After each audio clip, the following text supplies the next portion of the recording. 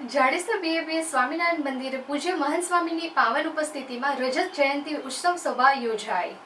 આ ઉત્સવ સભામાં હજારો હરિભક્તો ઉપસ્થિત રહી આવનાર વર્ષમાં જાડેશ્વર બીએપીએસ સ્વામિનારાયણ મંદિર દ્વારા વિવિધ પ્રવૃત્તિઓ કરવામાં આવશે તેની વિશેષ ચર્ચા વિચારણા કરવામાં આવી હતી। જાડેશ્વર બીએપીએસ સ્વામિનારાયણ મંદિર ખાતે તારીખ 15 જૂનથી 5 જુલાઈ સુધીના સંપ્રદાયના છઠ્ઠા આધ્યાત્મિક અનુગામી મહારાજાના વારસદાર પૂજ્ય મહંત સ્વામી મહારાજનું આગમન થયું છે। ત્યારે હાલ હવે મહંત સ્વામી માત્ર ભરૂચના 2-3 દિવસના મહેમાન રહ્યા છે। ત્યારે આજરોજ 3 જુલાઈના રોજ મહંત સ્વામીની ઉપસ્થિતિમાં ભરૂચ બીએપીએસ સ્વામિનારાયણ મંદિરના સભાગૃહમાં મહંત સ્વામીની હાજરીની અંતિમ સભામાં જાડેશ્વર બીએપીએસ સ્વામિનારાયણ મંદિરને 24 વર્ષ પૂર્ણ કરી 25 વર્ષમાં મંગલ પ્રવેશ કરી રહ્યા છે। ત્યારે જેને લઈ રજત જયંતિ મહોત્સવની ઉજવણી કરવામાં આવી હતી।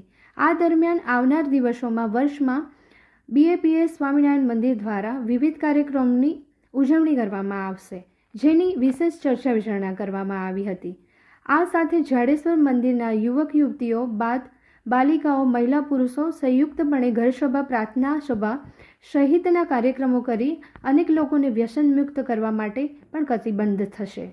આવનાર દિવસોમાં 10 જુલાઈના રોજ ગુરુ પૂર્ણિમા જેવો વિશેષ દિવસ આવી રહ્યો છે।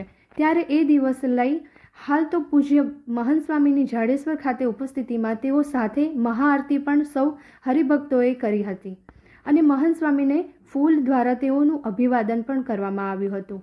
જાડેશ્વર બીએપીએસ સ્વામિનારાયણ મંદિર ખાતે 15 જૂનથી 5 જુલાઈ સુધી મહંત સ્વામી ભરૂચના મહેમાન બન્યા છે। સ્વામિનારાયણ મંદિરના સભાખંડમાં મહંત સ્વામીની હાજરીથી ભરૂચમાં આજે અંતિમ સભામાં બીએપીએસ સ્વામિનારાયણ સંપ્રદાયના હરિભક્તો ખૂબ જ મોટી સંખ્યામાં ઉપસ્થિત થયા હતા।